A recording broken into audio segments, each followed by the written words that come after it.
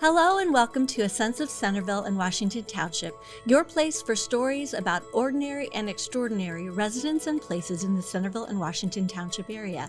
I'm Susan from Centerville, Washington History, and I look forward to hearing your story. Today my guests are Sande Heck and Officer Edward Skinner.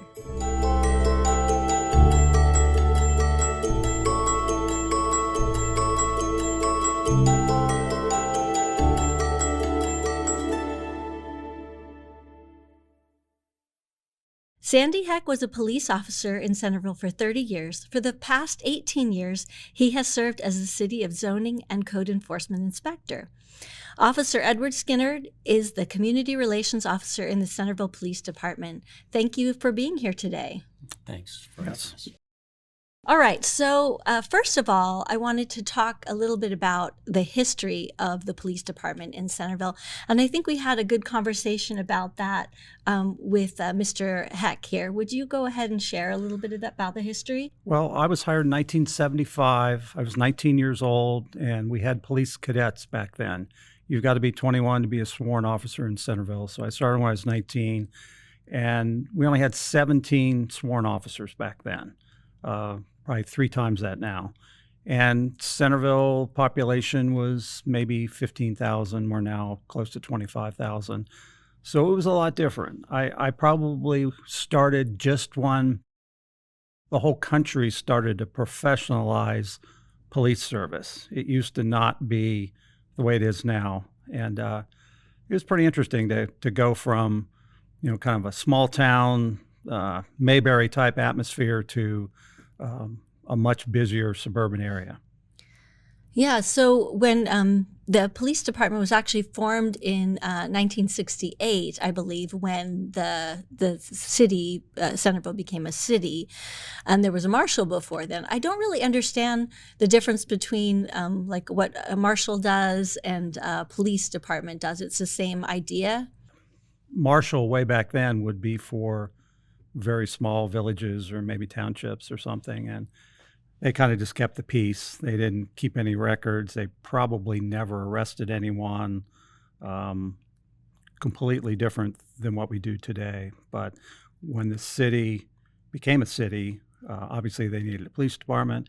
They also were contracted with Washington Township to do their police protection, and that lasted until early 70s when the township went with the sheriff's office. Okay, and that explains why we have 2 separate law enforcement in the township. City and township are separate. Also, in our records, it talks about the police at one point had was the ambulance service as well. I think I talked to you about that, right? Yeah, when I started, they were no longer doing that, but many of the officers had participated in that. And if there was an ambulance call, one of the officers would go back to the police department. They had an old Suburban, and they would drive to the scene. And there might have been 2 officers on patrol, and the other one went in his cruiser, and they would just load somebody on a cot and drive like crazy to get to the hospital, which was, at the time, I think the only one close was my Valley and then Kettering. But they didn't know much in the way of first aid or anything. So a lot of people in the old days just maybe a relative threw them in their car and they took off. But and then they would told me that if there was only one officer on duty, which was frequent, he would drive to one of the officers' houses that was off duty, pick him up and take him to get the ambulance, and then they would go. So I can't imagine the level of care back then to compared to what it is now. A little different. Yeah, it took a long time, I'm sure, to get any help. So let's talk a little bit about that effort to modernize. Who was police chief when you were hired? Bill Randolph. Bill Randolph, and how about when you? Steve Walker had just started. Okay. Chief Lickard had just retired, and Chief Walker had just started shortly before I. All right. So let's talk about first of all, when did you get hired in the police department?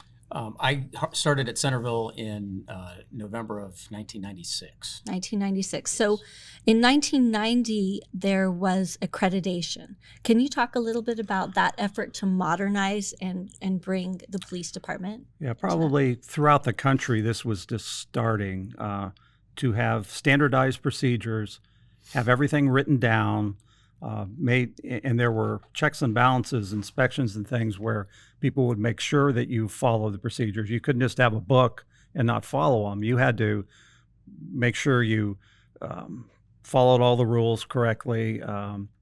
Probably helped us get more officers and to kind of spearhead us getting a new police department, because all these stats and everything compared to other departments showed us having not enough people and our building was inadequate. So it was a lot of work by everybody. Everybody that had a specialty had to write a whole bunch of procedures, and they were all in a certain format. It was a lot of work, and we had to hire a full-time person just to manage that.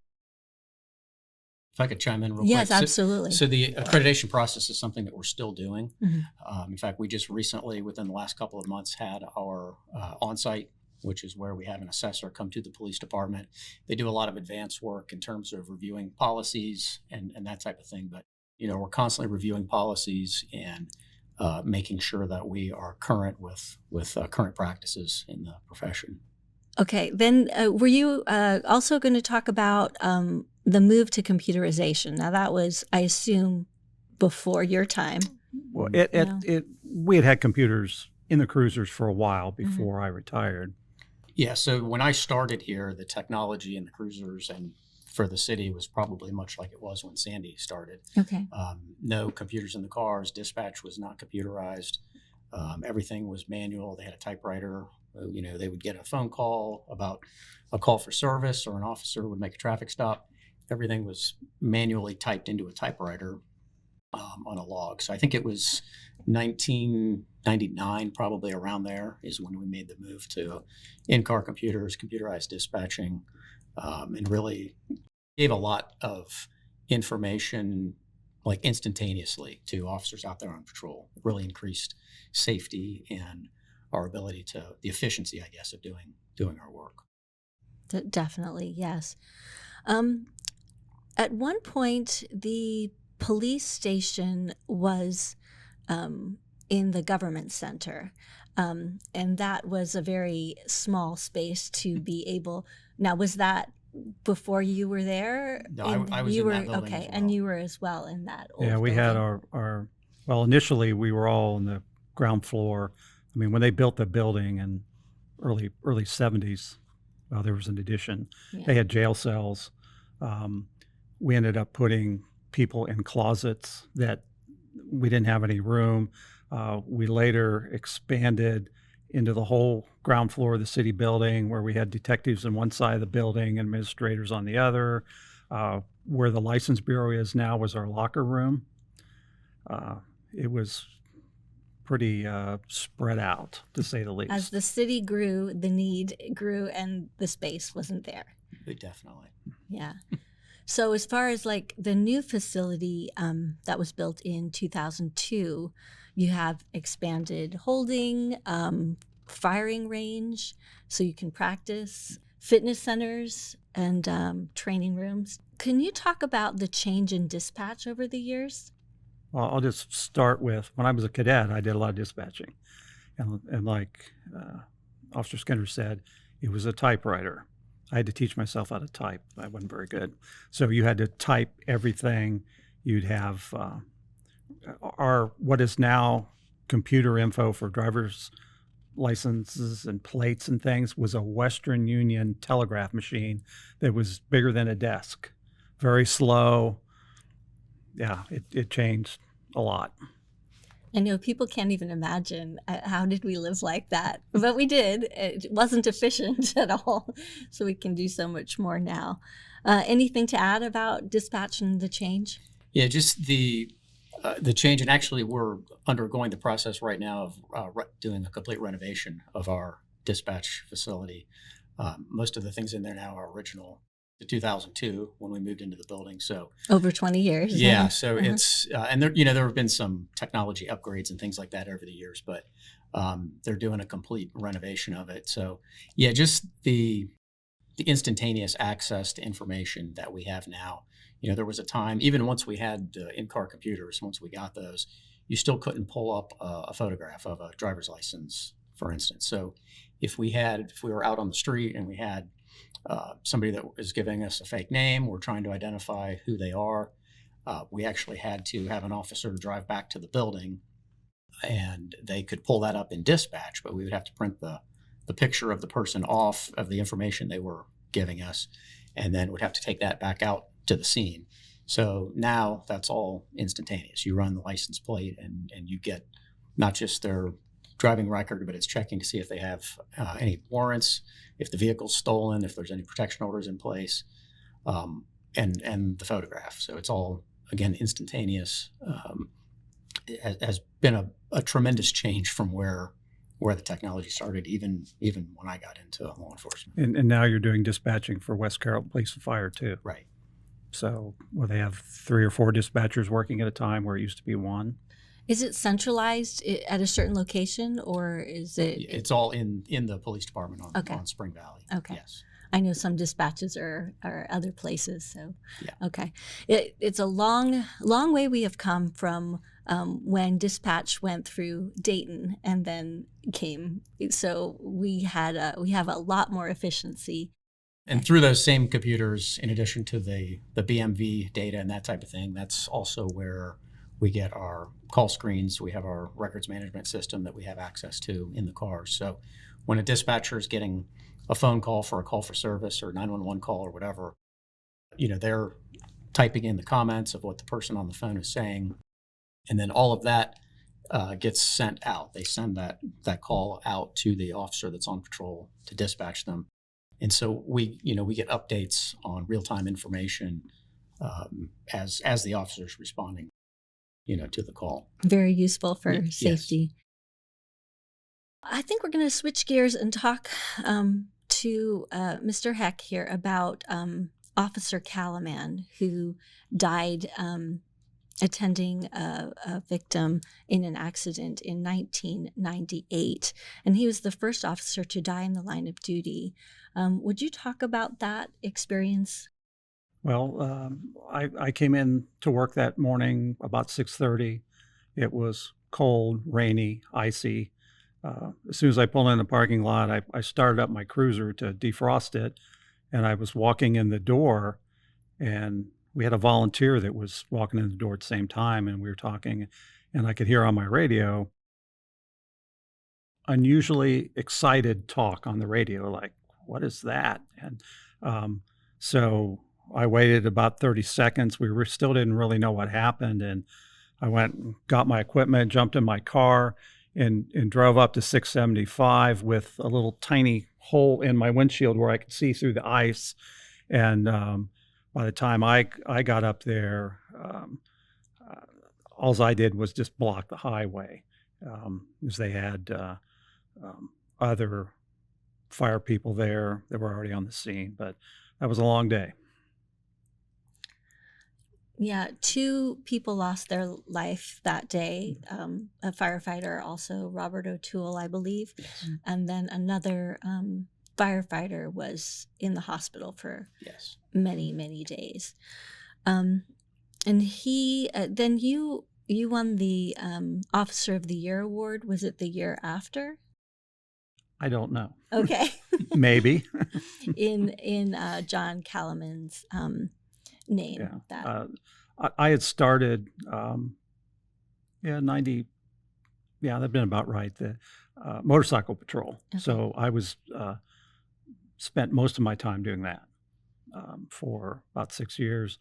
I also, during my career, I was in charge of all vehicle maintenance, property room, firearms instructor, use of force instructor, laser radar instructor. So I did those other things along with being the motorcycle officer, and I did that till I retired. And what is a motorcycle officer? What's unique about that? And Well, is that still exist? they don't have it now. Okay. I didn't think. Jim Smith was the real first motorcycle officer. That's all he had. He didn't have a cruiser or anything. But it was mainly for traffic enforcement. As Centerville grew, so did the accidents. They wanted to have somebody concentrate on that and decided a motorcycle would be a good way to do that. So they sent several of us to the 2-week motorcycle school. And I was selected to be the full-time guy. And the first year of writing lots of tickets in high accident areas, the accidents went down about 25%. So that's pretty big. So just think of all the property damage that didn't happen, the people that weren't injured. So it was, we were then known thereafter for look out or you'll get a ticket. So I did that for about 6 years. Okay. You still ride a motorcycle? No. No. I think I used up all my 9 lives. I rode since I was about 15. So Yeah.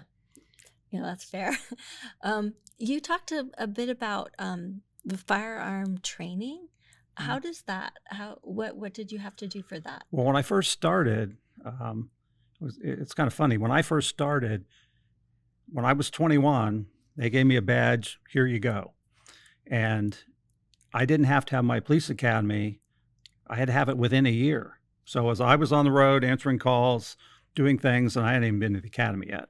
So during that year, there were 3 of us, we went to University of Dayton's academy part-time. So back then, I even would go on my day off and for free because your days off rotated. So things have changed quite a bit with training.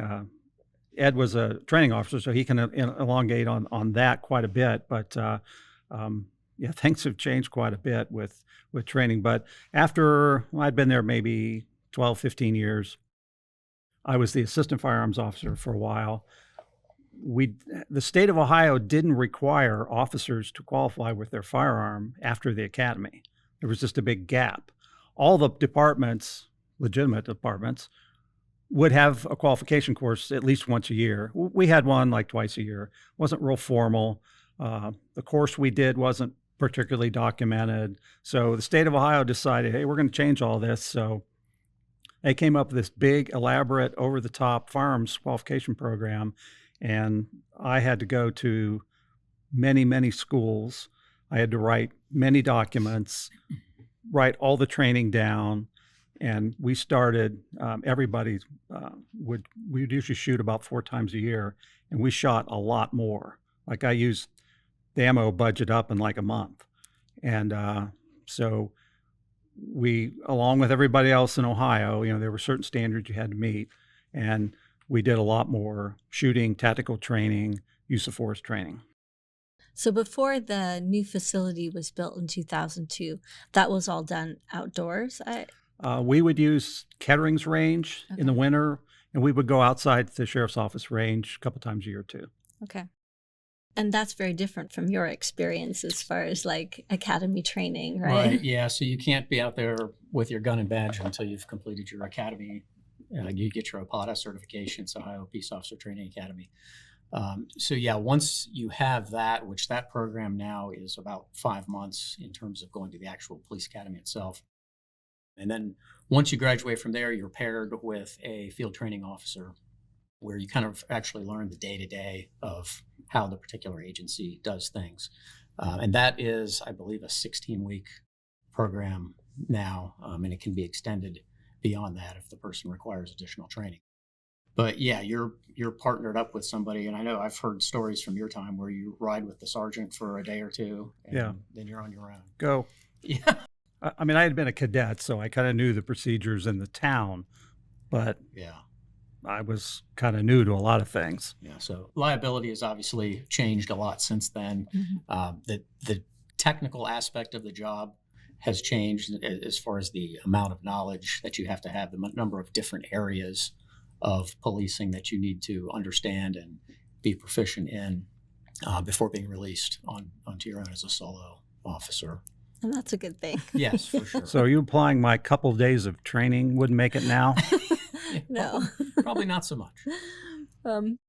All right. One of the questions I had on here was any impactful moments or experiences related to the job. I don't know if you had a chance to think about that and if you have anything that comes to mind as particularly impactful to you or Yeah. something that you'd want to share. For me, I think John Calaman's death was something because I was a new officer here. I had only been here, I don't know, less than 2 years or whatever. That just made it all very real. Um, seeing that happen to somebody that you work with every day, um, that was just something I would say that had a big impact on me. A big impact on um, doing everything you can to stay safe and to keep your other officers safe. That's really something, probably the biggest thing that stands out to me. Yeah, I don't even think we had traffic vests back then, did we? Uh, I mean, that was a gloomy morning. It wouldn't have made any difference, but you'd be standing out in traffic, directing traffic in your dark uniform, and maybe with a flashlight. I'm surprised more of us didn't get hit. yeah. Our lighting on our cars was much different. It's much with LED lights now. Big difference. More emphasis on safety. Uh, um, yeah, obviously for me, Calaman's death was a big one.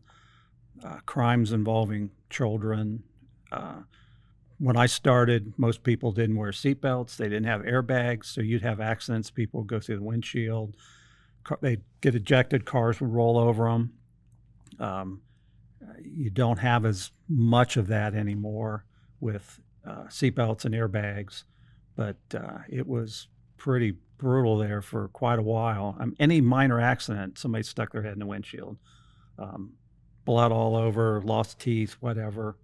And now that doesn't happen as much, hardly at all, probably. Yeah. Yeah. Even if you don't have a seatbelt, the airbag will keep you from doing that. Yeah. A lot more safety. Mm-hmm. And that's a good thing. All right, let's shift a little bit to what kind of things do the police department do to actively engage within the community and build support? So this is really your focus. Yeah, I'm the community relations officer. So we are very big on community outreach and being engaged with the community. We do a variety of things. I do everything from scout groups will come and visit, tour the police department.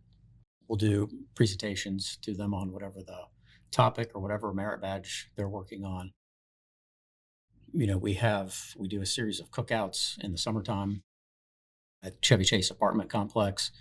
It's called Summer Fun Days. So we do a number of Mondays over the course of the summer. I think we're doing 5 this year, where we just go and hang out with the kids, cook up some hot dogs, and just have a good time. National Night Out is another big event that we do. We call ours Mystery Night Out.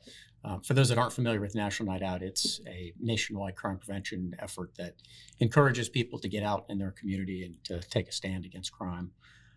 So ours, Mystery Night Out, which is coming up on August 6th this year, is ours is set up as a community-wide clue search. So people solve clues or solve puzzles to find out a location somewhere in the city, and then they drive to that location and then they get their next clue. So we have, for anybody that completes the challenge, we have a series of grand prizes that we give out, and then we have door prizes and we have food and music at the event itself. So it's a really good opportunity to engage the community. And then there's many other things.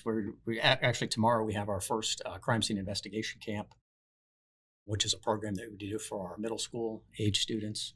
So it's a day of learning about crime scene investigation. We have our officers teach the course, and then we have a variety of hands-on activities that they get to do.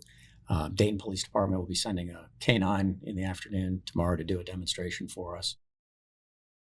So yeah, just it's any opportunity that we have to be out there in the community. We love it. It's something that as a department we feel is really important, and that we take steps to actively seek out those opportunities. Where's Mystery Night going to be this year? That's a very good point. Yeah, because the Stubbs Park is being renovated currently. Yes. So with that happening at Stubbs, the event's going to be at St. Leonard. If anybody's attending the summer concert series concerts or parties in the park, it's going to be at the same location right there at Clio and Centerville Station Road. We'll be in that field up there. And I will attest to it being a very fun event.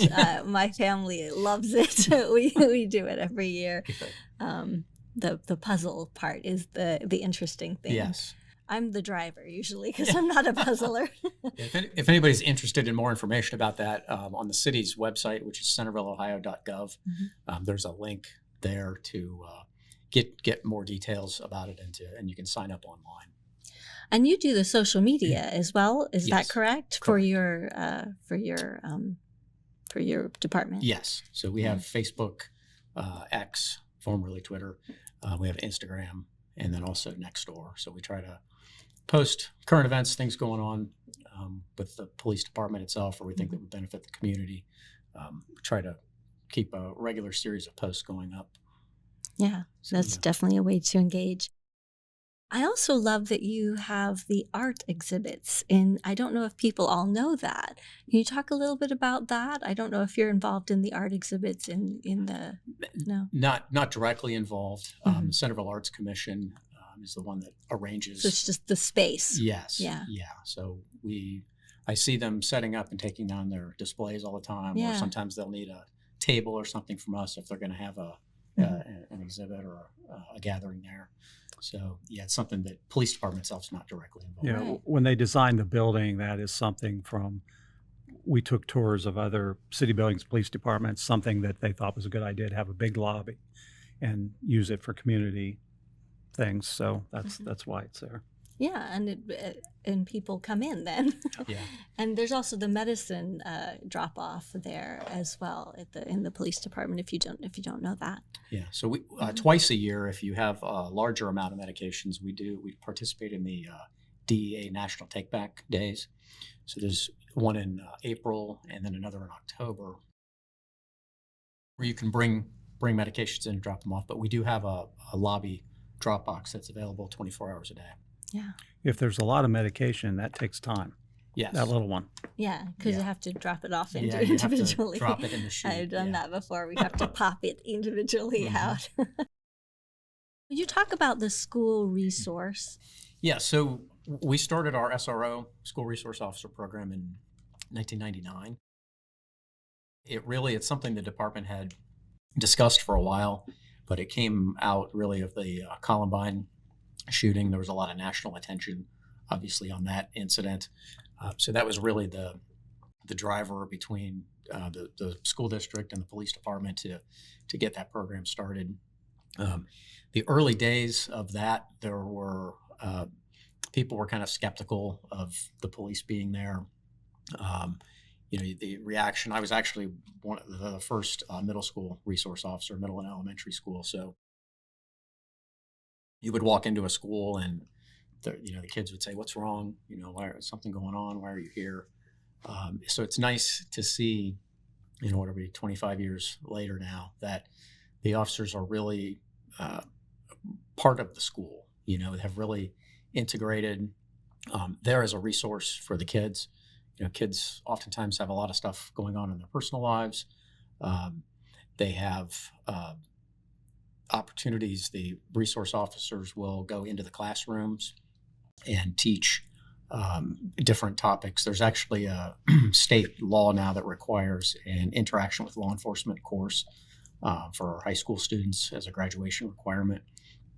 So that's something our resource officers at the high school do each year, is to make sure that every kid has that training. So again, teaching the young people how to interact with us safely.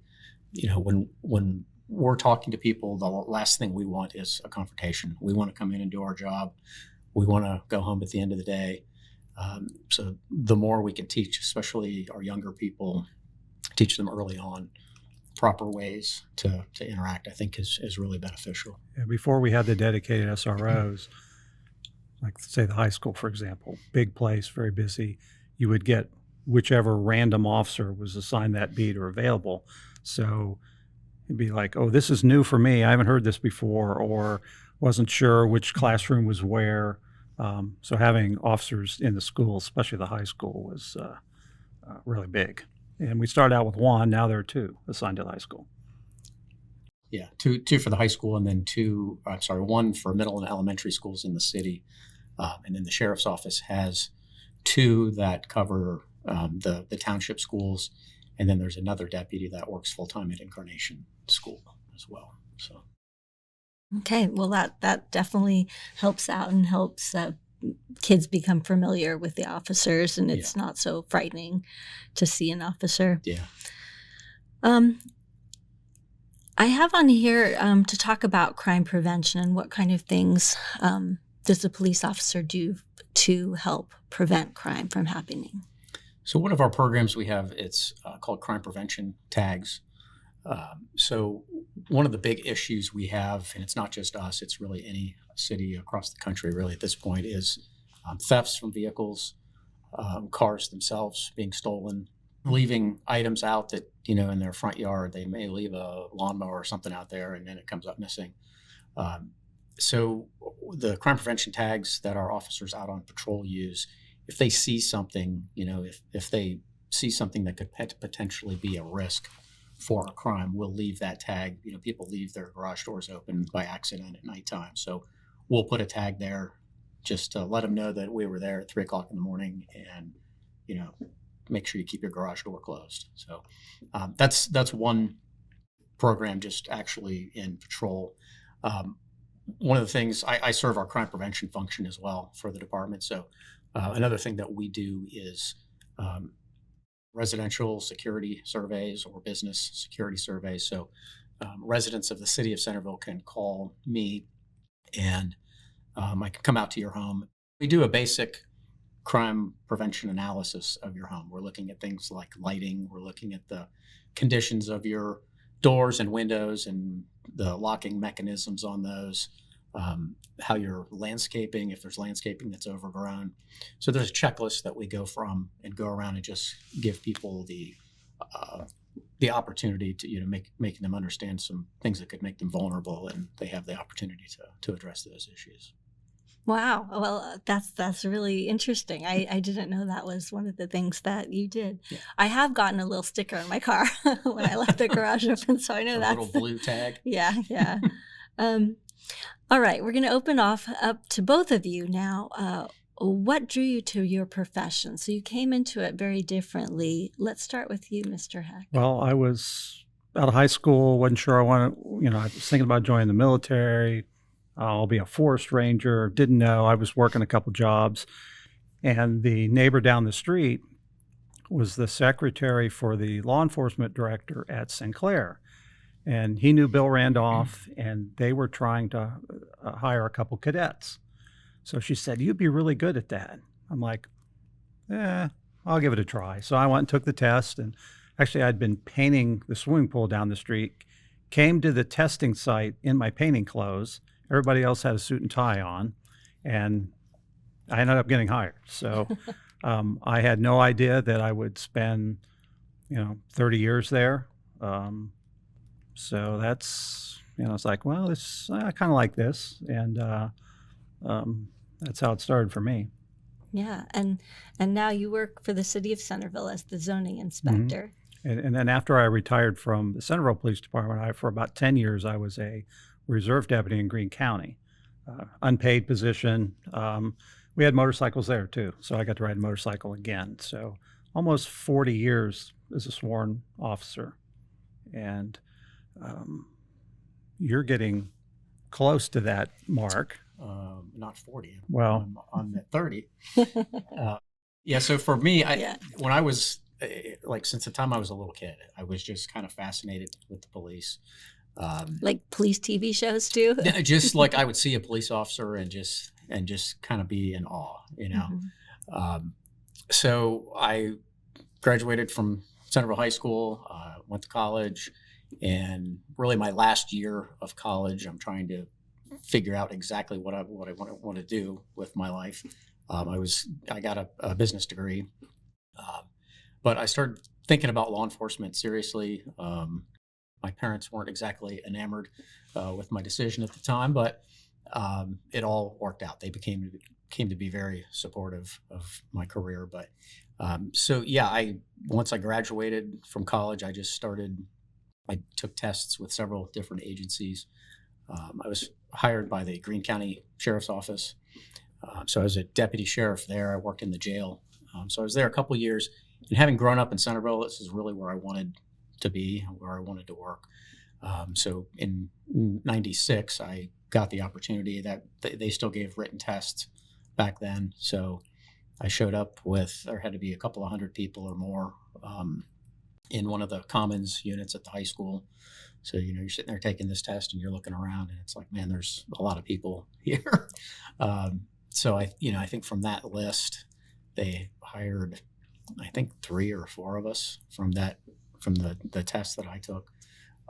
So just, I just really feel blessed to have been given the opportunity to work here. And so I've been here almost 28 years.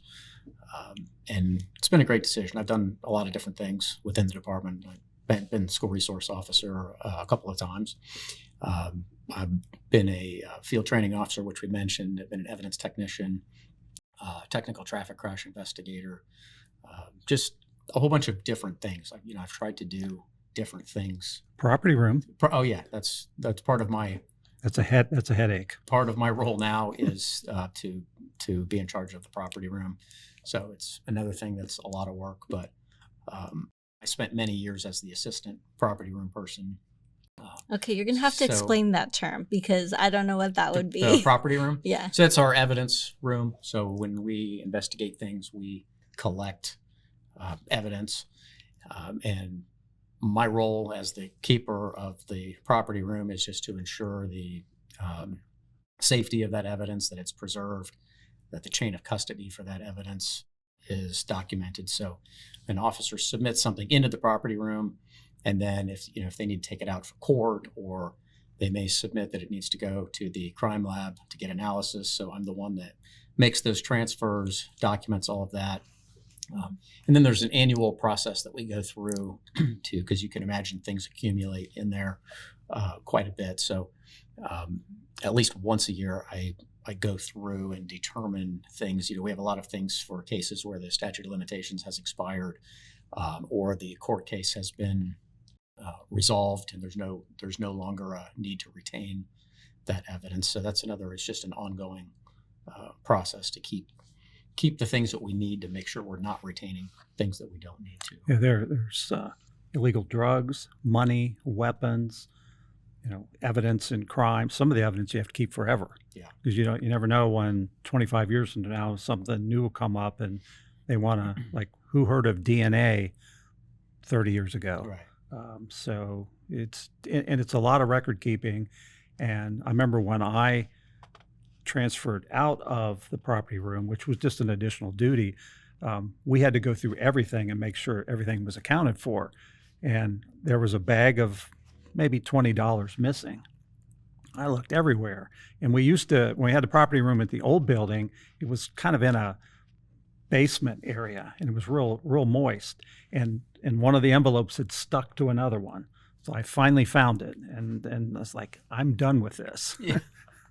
Yeah, that's one of the things we still do. So when the property room transfers to a different person, we have to go through and every single thing in the property room. It's much easier to do now because everything's barcoded.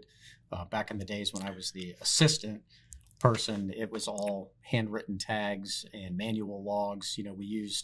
We did use Excel to keep track of things. But now we have dedicated software that does all that, and every item in there is barcoded. So it's much easier to do audits and that type of thing than it used to be. It sounds like our curator's job at the museum, keeping track of things and making sure things. So an evidence technician, how's that different? Evidence technician is just someone that has training to collect and preserve that evidence. So if we're out on a crime scene, let's say we have an assault or something, there's going to be evidence that we may need to recover. It could be bloody clothing or torn clothing, could be weapons, guns, knives. There may be blood.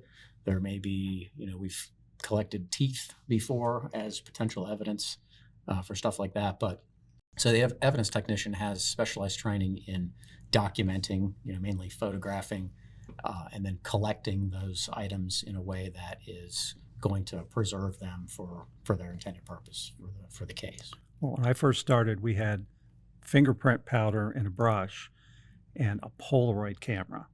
That's about as good as it got. We still have the fingerprint powder and the brush. Yeah, that can be kind of messy, but Now it's a digital photo, Yeah. I hope. And when I went through evidence technician school, they were still using film cameras. Mhm. So, in that training, you're basically taking a semester level college course in photography in about a week. So that's one of the challenging things is they would give you a list of photographs that you had to take, and it would be things, like a license plate at night or the VIN number on a car at night. And you would have to take your film photographs and then turn them in the next day when you go to class.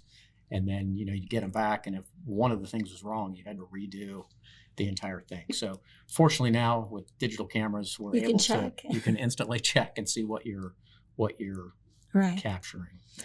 So it sounds like beyond academy, there's a lot of education and training that goes into, is this for advancement or is this just regular training? All of the functions like evidence technician, those are positions that we have to have. So if we have, and it used to be we only had like one per shift or whatever when I started here. So fortunately, we've really opened that up. So we have a lot more evidence technicians available, which helps, if you have a large scene, it helps to do that. But if we have openings for that type of thing, then the department will put that out, and then officers that are interested Can do the can training. apply for it. Mhm. It's the same thing with field training officer, any of the specialized positions, bike patrol. There's extra training. And then in addition to that, there are state standards for continuing professional training that we have to have. So I believe it's currently 24 hours a year. So in addition to all of the other training that we're doing, we have to do training. And a lot of that deals with, could deal with de-escalation training. Just there's a bunch of different categories that we can select from. So we're doing some of that continuing professional training we did recently at the shooting range. We were at the Montgomery County Sheriff's Office range, so we incorporated some of the medical training that we have as a refresher training, and that some of that counted toward some of those hours. and that's an additional, like a state mandated thing. That type of Yes. training was new this year. It's been a couple of years. Okay, yeah. Yeah. The state, I think ever since Mike DeWine was the Attorney General, they've really upped the training, the funds available. The Bureau of Criminal Identification in London, Ohio, that's where you take your evidence. Right. They have just doubled, tripled that in size. So they're spending a lot of money and upping the professionalism of the Ohio officers for sure. Mm-hmm. Yeah, it's been a good thing. Our department has a history of hiring quality people. We put a lot of effort into our background investigations and our entire hiring process. But you can never have enough training, regardless of the education that you have that brought you to Centerville, regardless of what you've done in the past. Training is just something that's so important to continue doing as you proceed through your career. So when emergency comes, that training is there. Yeah, Yeah. That's exactly right. That's one thing we always say in law enforcement is you respond to your Training. Right. Yeah. Tell me about the medical training. That's a new thing, or what? So we have a number of officers that are certified as emergency medical responders. So it's a certification that we have to do a variety of things. It's essentially a level but below an EMT Right. basic. But the medical training I was referring to before is like in a critical incident response in terms of use of tourniquets, in terms of packing wounds. Because you're a for first gunshot responder. wounds. Right. Yeah. So there's a variety of different things that we do. All our officers are obviously first aid and CPR certified, certified in the use of the AED. So the medical component is, it's not a huge part of what we do, but it should be in the forefront. Right. Yeah. And they keep that up with all the full-time people at the city of Centerville. Everybody goes through that training. Yeah. The AED, first aid, every 2 years. Yeah. Yeah. Yeah. And Washington Township Fire Department provides that training That for training. us, all the refresher training. Yeah. All right. Okay, so you mentioned bikes. Is there still officers that are on bikes? Yes. Yeah. Okay. And how does that help? So it gives them the ability, especially at nighttime, for instance, they can ride around, apartment Parks. or condominium complexes. They can ride through shopping centers. They can ride through parks. So it just gives you that mobility that you don't necessarily have in a cruiser. Americana Festival that we have coming up here in a few weeks, you'll see our bike patrol out in force. That's a perfect opportunity to utilize the mobility in terms of being in the crowds and all of that. But yeah. And we had bike patrol started, I think it's been there since 30 years ago, Okay. almost. Yeah. Yeah. All right. Because you wore your zoning inspector shirt, I'd love to talk just briefly about. I think it's interesting how you go from one in law enforcement to a different law enforcement, which is. So, what are the kinds of things you do in your Well, new a line lot of the work? people I deal with are the same ones I dealt with at the police department. Okay. Same people. They have, whether it's property maintenance issues at their house, or they're parking their boat in their front yard, or it's an abandoned house, or whatever it is. And a lot of these people will tell me more than what they'll tell a police officer. So if it's important, I let them know. And I also have a pretty good database of landlords, cell phone numbers of people, email addresses at the police department. If they're not a regular, they wouldn't have. So occasionally I'll get calls from officers. Hey, I'm over at this house, appears to be vacant. Can you tell me who the caretaker is? And I can provide that information on occasion. So I try to stay up to date on where they're doing. I get the daily reports of what goes on. It kind of gives me an idea, but it's usually the same places the police department's having problems, I'm having problems. Mm-hmm. So you're still enforcing rules. Yes, and I think people dislike me more now. No. I don't know. People want to do what they want to do. It's my house. I can do whatever I want. Mm-hmm. Not quite. Yeah. Yes, the city of Centerville does have some rules to A lot of preserve cities, the we have town. the same rules as a lot of other cities. The other cities just don't enforce them. Okay. So we try to enforce ours the best we can. Yeah, and that's to preserve property Yeah. and It wouldn't look like Centerville if various people did things that didn't fit into Centerville. So yeah. All right. This isn't on our questions, but I think it's a good one to end on. Since you do have a more highly stressed job, maybe you wouldn't say that. What are the things that you like to do to relax? Maybe you don't. Yeah, I've always exercised my whole life, best I can. I just like to go to the pool. I've had a boat in the past, go to the lake, beach, working in the yard. I like that. And a lot of times I go home from a stressful day at work and I show up the next day and I like, what do I got to do? I have to leave myself notes or it just went out of my mind. That's good. How about you, Officer Skinner? Yeah, much the same for me, except the boat. I don't have a boat. Exercising, I like walking and I like being outside and just not thinking about work. That's one thing I've always been very fortunate to be able to do is to separate home life and work life. So just keeping that balance, I think, is really important. This profession obviously can be stressful. So having that divide is a good thing. Yeah, definitely. Any favorite places in Centerville that have special significance to you? We go to double days frequently. Okay. There's a crowd. We go early on Friday nights and sit at the bar with all the other old people, and we've got to meet some people that maybe I grew up in Kettering, that grew up in my neighborhood. One night we were in between two couples and got to talking and found out that two couples on either side of us lived on the same street and they didn't know it. So it's just interesting to meet other people, and sometimes I'll run into some of the people that I've had issues with, or they'll corner me and grill me on some problem in the neighborhood. So it's okay. You always have that hat on. Yeah. How about you, Officer Skinner? I really like the historic area, the whole uptown area. I just like I've done the walking tour before, and I just love old historic buildings and things. So if I had to pick a spot, that's probably one of them.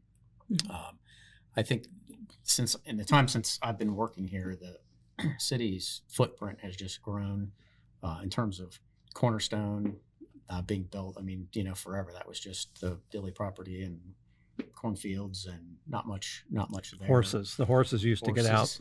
Yeah. I used to lasso horses and cows. It's good you had that skill. So I think seeing that, the city to me really, other than having grown a lot since I grew up here, the city really has the same feel. I mean, there's more traffic and that kind of thing, but just the general character of the neighborhoods, I think remains the same today as it was when I was growing up here. And I think that's really cool. I think there's not a lot of communities that can necessarily say that. So I think the growth that we've had has been beneficial, but we've still retained that kind of hometown feel. Mm-hmm. Yeah, well, that's good. That's the effort, I suppose. That's the goal, I guess. That's the goal. So. Yeah. Well, thank you so much for being here today. We're at the end of our time, and I appreciate you giving up this hour to spend and share a little bit about the police department. And also, I'd like to thank MBCC for helping to produce this podcast. If you have an interesting story about Centerville or Washington Township, please contact Centerville-Washington History or come visit our museums at Uptown Centerville, Tuesday through Friday, 12 o'clock to 4 p.m. Follow us on Facebook or Instagram and watch for upcoming events posted on our website, CentervilleWashingtonHistory.org. Thank you and goodbye.